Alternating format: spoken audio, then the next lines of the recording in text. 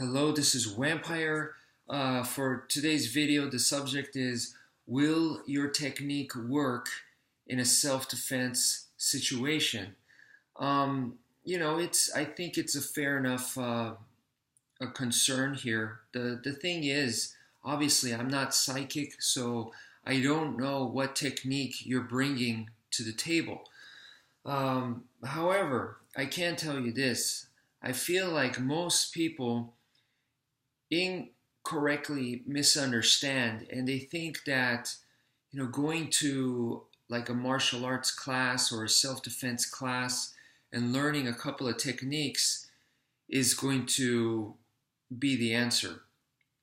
And that's completely wrong. That simply because it's not enough, right?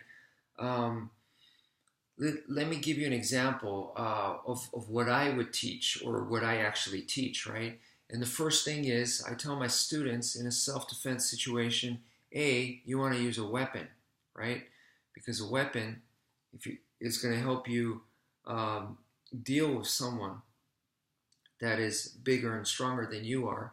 And chances are, in a street situation, the bad guy chose you because they were confident that they could make you into a victim.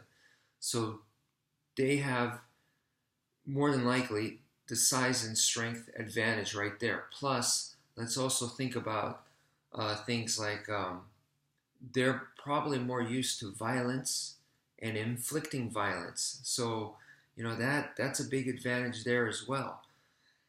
So because of that, the weapon will help equalize the situation. So that's why I feel like a weapon is kind of a must. Number two is, I will also teach you technique for sure, but then I'm also going to teach you strategy, and then I'm going to show you ways to develop your skill. Okay, um, and then on top of that, I'm going to show you ways also to become more fit, become a little bit tougher. So also you become stronger, a little bit more agile, a little bit more faster, you know. So that's the physical aspect right there. So those are 5 things I just listed right there that I'm going to try to help you with, so that you could bring those 5 things to the table in a real life street situation. So it's not just one thing, it's not just technique, it's 5 things. And even with 5 things, there's no guarantee. I can't guarantee that you will be successful in a street situation after you've trained with me. I can't guarantee that, because there's limitations. There's sometimes it's just the odds might be way against you. I mean, you could be using a weapon, but what if they also had a weapon? Now your equalizer is defunct there.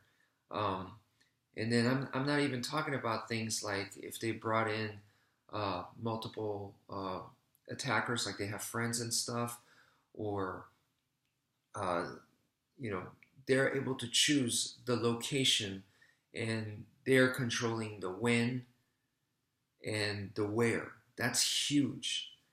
They get to attack first because that's what makes them the bad guy. That's also huge. So there's a lot of advantages that they have, and just technique alone isn't gonna all of a sudden reverse that. It's not magic. So that's why those 5 things that I brought up, these are minimal. These are very minimal. On top of that, I would say you should, if you are going to be in a area that's a little fishy, then you should definitely have friends with you.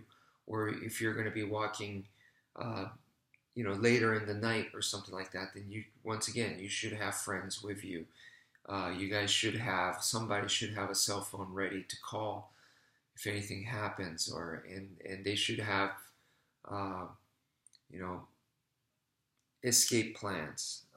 If something happens, we'll all go into this store, or we'll all go into this place, or we'll meet up here, or just a general idea should be mapped out there. That doesn't take a whole lot of time to figure that out, but it can be critical. So anyway, yeah, that's just my advice there. Hopefully that might help some people.